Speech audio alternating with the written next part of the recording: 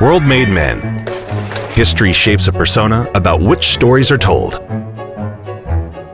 Adolf Hitler. Every man and his dog would subscribe to the opinion that had Hitler been admitted to the Vienna Academy of Fine Arts, there would have been no Second World War.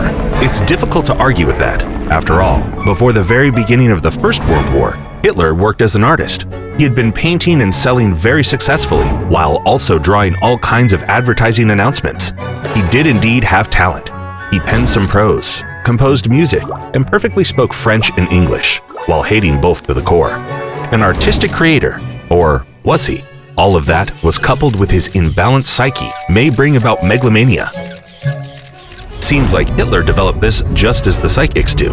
In fact, psychics often claim that they acquire a special gift after some kind of disaster, like an accident, fire, lightning strike, etc. befalls them. Something similar happened with young Adolf during the First World War. He was diagnosed with gas poisoning after a chemical explosion and even went blind for a while. As a result, he was sent to the psychiatric department for treatment. And there, surprise, surprise, news of the surrender of Germany reached him. This is where it all came together.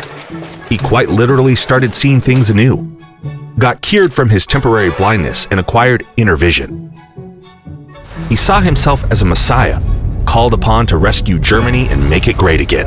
Of course, possibly only through the glorification of his person. However, Hitler first felt the start of his messianic mission back in 1909, when he first saw the Spear of Destiny in a Vienna museum. He fell into a trance, culminating with the words, "initiation into the essence of the Spear of Destiny." Basically, young Adolf was prophesying that he would rule the world. Now really, how can one refrain from addressing a couple of unkind words to the examiners who denied his application at the academy? Anyhow, Hitler seriously took up the realization of his dream of reconstructing the world order and succeeded. He got 62 of the 73 states then existing in the world entangled into the global war. Please note that this is 80% of the world's population. Military actions unfolded on the territory of Europe, Asia, and Africa, and in the waters of all oceans. Hitler had concentration camps built, where millions of those he considered subhuman, primarily Jews and communists, were exterminated. According to various estimates, the total losses in the war unleashed by him range from 50 to 80 million, taking into account both the military and the civilian population.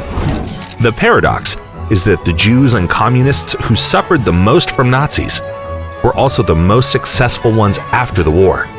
The Soviet Union imposed a communist regime throughout Eastern Europe, while the Jews, after thousands of years of ordeal, finally acquired their own state. Perhaps those little circumstances do not give Hitler peace in hell. Do not try this at home. If you like this video, don't forget to like and subscribe to our channel for more videos and World Made Men series. Thank you for watching.